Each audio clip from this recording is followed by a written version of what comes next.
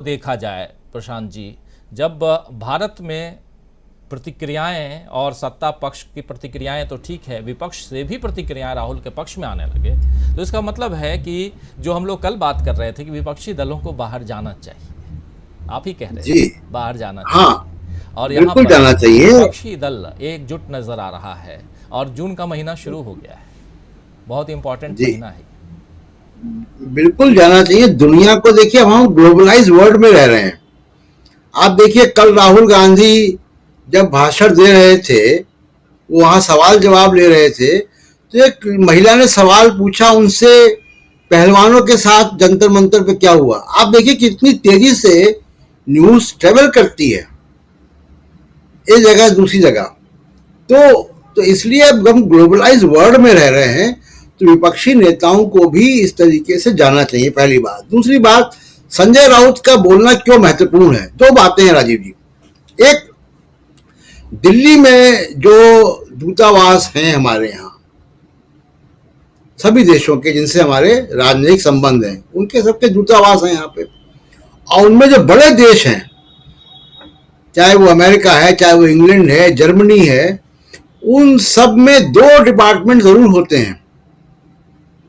एक मीडिया का डिपार्टमेंट होता है और दूसरा उनके अपने पॉलिटिकल एनालिस्ट होते हैं, जो रोज अखबार देखकर, बयान देखकर, पॉलिटिकल पार्टीज में वो उनके इंटरेक्शंस भी होते हैं, एंगेजमेंट भी होते हैं, इनफॉर्मली मिलते भी जाकर, या एम्बेसी बुलाते हैं हमारे एमपीज को, वो एक एंगेजमेंट उनका लगातार चलता है। तो वो देश की राजनीति का पॉलिटिकल असेसमेंट लेते रहते हैं।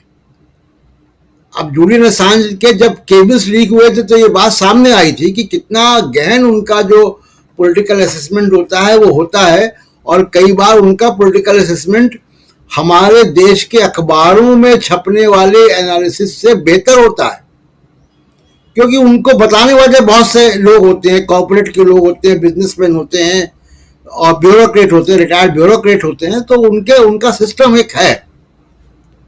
मैं ये बात इसलिए कह रहा हूं कि American system, American establishment Bharat की राजनीतिक स्थिति को भली भांति जानता है।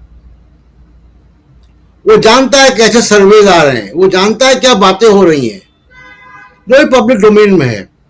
तो राहुल गांधी वहां पे सिर्फ एकमात्र कांग्रेस के नेता के तौर पे वहां नहीं है, वो समूचे विपक्ष को रिप्रेजेंट कर रहे हैं। और अमेरिकन एस्टैब्लिशमेंट इस बात को ध्यान में रखेगा कि 2024 में ये जो विपक्ष है, इसकी सरकार आ सकती है, और अमेरिका के कॉर्पोरेट हित जहां से जुड़ते हैं, बेंगलोर से, वहां पे सरकार आ चुकी है विपक्ष की। तो इसलिए जो एंगेजमेंट है राहुल गांधी का, अनऑफिशियल एंगेजमेंट, दिखाई नहीं देगा, कोई उनसे सेक्रेटरी ऑफ स्टेट मिलने नहीं जाएगा, लेकिन लोग होंगे। एक इनफॉर्मल एंगेजमेंट अमेरिकन एस्टैब्लिशमेंट से राहुल गांधी का बहुत हाई क्वालिटी का होने जा रहा है, जब वो वॉशिंगटन में होंगे और जब वो प्रेस क्लब में होंगे। बहुत सारे जो ट्रैक 2 के प्लेयर्स होते हैं, जो एक मैसेंजर के रूप में काम करते हैं पॉलिटिकल पार्टी, पॉलिटिकल एस्टैब्लिशमेंट, दुनिया के और सरकारों के बीच में, वो सब राहुल गांधी से मिल रहे होंगे, मिलेंगे। कल मेरे पास एक इनविटेशन आया है राजीव जी, वॉशिंगटन में राहुल गांधी के एनआरआईज के साथ डिनर का। वो डिनर अमेरिका में सिविल सोसाइटी के जो लोग हैं उनकी तरफ से है। तो अमेरिका में जो सिविल सोसाइटी के लोग हैं, वो लोग जो कि रिलीजियस फ्रीडम कमेटी को भी इनपुट देते हैं, वो लोग तो तमाम सीनेट कमेटीज में और कांग्रेस कमेटीज में जाकर बैठते हैं एज इनवाइटीज, उन लोगों के साथ राहुल गांधी का डिनर है। तो मैं ये एग्जांपल सिर्फ इसलिए दे रहा हूं कि जो एंगेजमेंट है वो केवल तस्वीरों में दिखने वाला एंगेजमेंट नहीं है, वो उसकी गहराई बहुत है। और अमेरिकन एस्टैब्लिशमेंट राहुल गांधी की इस ट्रिप को बहुत गंभीरता से लेगा, क्योंकि अब वो पूरे विपक्ष को रिप्रेजेंट कर रहे हैं, जिसकी शिवसेना के संजय राउत ने तस्दीक कर दी कि वो साथ में है, और इन सब का नोट लिया जाता है। और एक बात और राजीव जी कह के अपनी बात खत्म करूंगा इस बार कि देखिए, मोदी साहब प्रेस कॉन्फ्रेंस नहीं कर पाते। जब तक आप ओपन एंगेजमेंट नहीं करेंगे, आपका परसेप्शन नहीं बनेगा। अब प्रेस कॉन्फ्रेंस क्यों नहीं कर पाते वो? क्योंकि उनके ऊपर वो 2002 का एक हमला लगा हुआ है, एक बोझ है उनके ऊपर। वो उनके ऊपर एक वो उनकी दीवार तय कर देता है। वो डरते हैं। और एक बार उन्होंने कोशिश भी की इंग्लैंड में, 2015 की बात है, जब वो इंग्लैंड गए थे, तो पहला सवाल जो आया बीबीसी की तरफ से, वो पहला सवाल ही 2002 पे आया। अभी देखिए, वो सिडनी गए तो मिनिस्टर से वहां के मीडिया ने 2002 के बारे में सवाल पूछ लिया। एक बार मोदी साहब ने रॉयटर्स को इंटरव्यू दिया था, फिर वो मामला आ गया। तो ये 2002 के पिंजरे में कैद हैं और ये बार बार ये सवाल आता है। इस वजह से मोदी साहब की हिम्मत नहीं पड़ती वहां प्रेस कॉन्फ्रेंस करने की। और अब वो जख्म हरे हो गए बीबीसी की डॉक्यूमेंट्री के बाद। बीबीसी की डॉक्यूमेंट्री अमेरिका के हर उस व्यक्ति ने देख ली है जो व्यक्ति भारत के बारे में रुचि रखता है, चाहे वो डिप्लोमेट है, चाहे वो सेनेटर है, चाहे वो मिनिस्टर है वहां पे, या वो पत्रकार है, सब ने देख ली है। तो इसलिए मोदी साहब जब तक वो प्रेस कॉन्फ्रेंस नहीं कर पाएंगे, तब तक वो उनकी कहानी आगे बढ़ेगी नहीं।